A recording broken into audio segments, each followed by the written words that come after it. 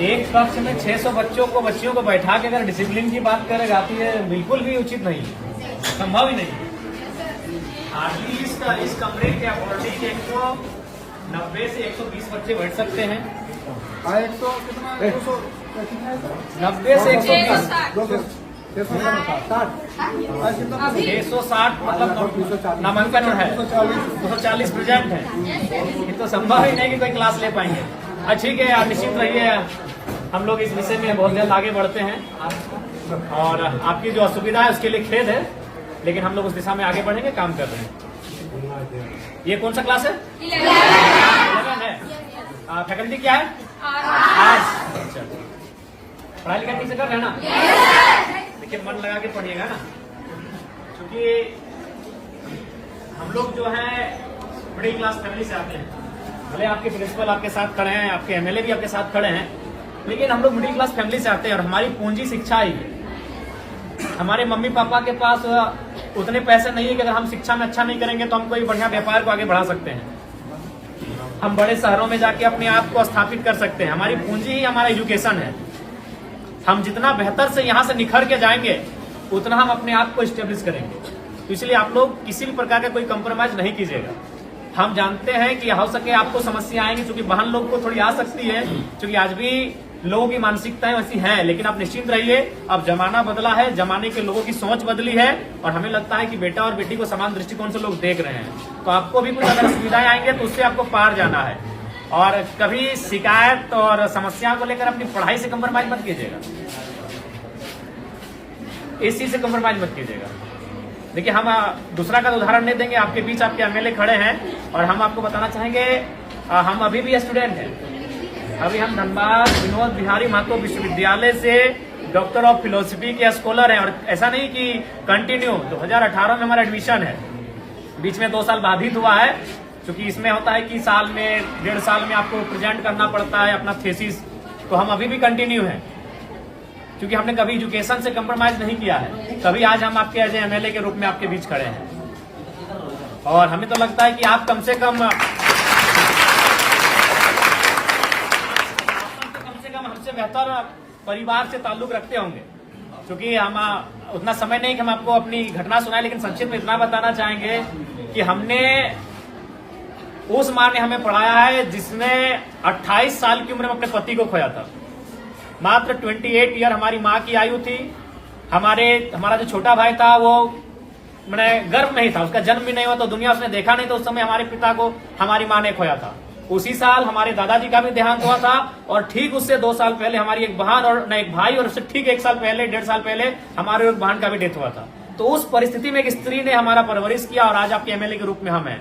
हमने कभी एजुकेशन से कंप्रोमाइज नहीं किया है। आज भी हम स्टूडेंट हैं, आज भी हम स्कॉलर हैं। इसलिए आपको आपके एमएलए ये संदेश देना चाहेंगे कि किसी भी परिस्थिति में आप अपनी पढ़ाई से समझौता नहीं कीजिएगा। यही आपकी पूंजी है, क्योंकि आपके माता पिता अगर सक्षम है तो अच्छी बात है, हम भी शुभकामना देते हैं कि आप बहुत सक्षम हो। लेकिन ये अधिकांश ये सत्य है कि हम लोग मिडिल क्लास फैमिली से आते हैं और हमारी पूंजी पैसा नहीं है, हमारी पूंजी एजुकेशन है। आप जितना यहाँ से निखर के जाएंगे उतना बेहतर आपका भविष्य होगा।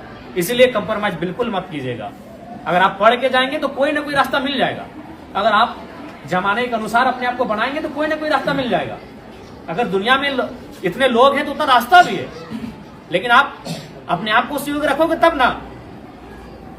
इसलिए आपको हमारी शुभकामनाएं हैं, आप लोग बेहतर करें और जो भी आपकी समस्या है उनको हम लोग जानने के लिए आपके बीच आए हैं। आपके तमाम शिक्षक प्रिंसिपल महोदय सब हमारे साथ, हम लोग विजिट कर रहे हैं और जो भी समस्याएं छनकर आएगी उनको लेकर हम लोग काम करेंगे। ठीक है, तो हम ठीक है, आप पढ़ना चाहिए। तो सबसे पहले हमारी बात को आप लोग सुनिए। 10 में है ना? देखिए, 10 में अगर आप है तो अभी ये महीना है दिसंबर का, आपके पास काफी कम समय है। इसलिए आपसे हम यही संदेश मेरा रहेगा कि आपको अभी यहाँ से पूरा अलर्ट रहना है। इसलिए बाबू साहब, फिर कि अभी जनवरी आएगा, आप कुछ दिन पिकनिक में चला जाएगा, फिर मकर संक्रांति आएगा, फिर सरस्वती पूजा आएगा, तो हमारे पास अगर देखा जाए तो काफी कम समय है और आप अभी उस मुकाम में हैं जहां अपने आप को बढ़ाएंगे। इसलिए यहाँ से आप एक भी दिन आप इसके बाद ढील मत कीजिएगा। और एक बात, आप जो अभी तक पढ़ाई हुआ है, जैसी बात है सर लोग मेहनत किए, आप लोग पढ़े हैं, बहुत सारी चीजों को आप जाने हैं, उसको आप प्रैक्टिस कीजिएगा, रिवाइज कीजिएगा। जो चीजें अगर चूंकि अभी 10 में क्या है कि 10 के जो चूंकि इसके बाद जब आप कॉलेज जाएंगे तो वहाँ एक्सपीरियंस दिखेगा, लेकिन अभी आप ज्यादातर रट के याद करते हैं, कोई भी चीजें आपको रटते हैं, 4 बार 5 बार रटते हैं, तो उसके बाद भी अगर मान के चले आपसे भूल होता है तो उसको आप हाथ से प्रैक्टिस कीजिएगा। क्योंकि आप जितना पढ़ के रट के याद करोगे उससे ज्यादा आप हाथ से अगर लिखोगे ना 3 बार 4 बार तो उसको आप याद हो जाएगा। जो चीजें आपको लगता है कि नहीं इसको हम मेमोरी नहीं कर पा रहे हैं, याद नहीं कर पा रहे हैं, तो उसको आप कम से कम हाथ से प्रैक्टिस कीजिएगा, कई बार रफ लीजिएगा, उस रफ में 4 बार 5 बार लिखिएगा उस प्रश्न का उत्तर, तो आपको याद होने लगेगा। और एक बात सबसे महत्वपूर्ण याद रखिएगा, क्योंकि आप अभी अपने जीवन का सबसे महत्वपूर्ण उम्र में है, यही है ये जो एज होता है ना, ये इसको हम लोग टीन एज कहते हैं। हमको अपने आप को बनाना भी यही है और बिगाड़ना भी यही है। अब ये डिपेंड आप पे करता है। देखिए आपके माता पिता तो इस उम्मीद से आपको भेजे कि मेरा बेटा वहां जाएगा, गुरुजी के सानिध्य में बैठेंगे, पढ़ेंगे तो पढ़ के आएंगे, लेकिन अब आप यहाँ क्या व्यवहार करते हैं ये आप पे डिपेंड करता है। तो इसीलिए आप यहाँ 4 घंटा 5 घंटा 6 घंटा समय देते हैं, तो उस 6 घंटा का रिजल्ट आना चाहिए ना। मान के सपोज दैट अगर किसी भाई को अगर पढ़ने में मन नहीं लग रहा है, तो मान के चलो वो 6 घंटा अगर सिर्फ वो ग्राउंड में दौड़ेगा तो इस राज्य के नंबर 1 धावक बनेगा कि नहीं। अगर वो पहाड़ नहीं चढ़ेगा, अगर वो गीत ही 6 घंटा प्रैक्टिस करेगा तो एक बेहतरीन गीतकार बनेगा कि नहीं। तो हमारे कहने का मतलब है आप यहाँ 6 घंटा समय दे रहे हैं, और जहां आप समय दे रहे हैं वहां से अगर कुछ रिजल्ट नहीं हासिल करेंगे तो फिर गलत बात है कि नहीं। तो इसलिए आप यहाँ 6 घंटा समय दे रहे हैं, अपना 5 घंटा आप समय दे रहे हैं, तो इसलिए यहाँ से आपको परिणाम हासिल करके जाना है, यहाँ से आपको रिजल्ट लेके जाना है। इस बात को आपको ध्यान में रखना है, ठीक है। बाकी आपको जहां असुविधा होगी, आपके शिक्षक आपके प्रिंसिपल तो साथ में ही, आपके विधानसभा के आपके एमएलए हम भी आपके साथ हैं, जहां हमारी आपको जरूरत पड़ेगी आप हमें बेहतर याद कीजिएगा, ठीक है। आज चूंकि समय का अभाव है, तो 1 घंटे हम आपको ले लेते हैं, लेकिन समय का अभाव है। जैसे बच्चा का गार्जियन अभिभावक एक ही हो गया, इसका एप्लीकेशन हम लोग भेजे हैं सर, एक ही वाला अनाज बच्चा वाला मिलता है। हाँ, तो जो 7-8 बच्चा हम लोग भेजे जिला के लिए सामाजिक सुरक्षा, हाँ दोनों का सर पैसा 30,000 रुपया महीना मिलता है। ठीक है, हम आप या 10 को आप लोग भेजे, ठीक, इसको हमको संज्ञान में रखेंगे।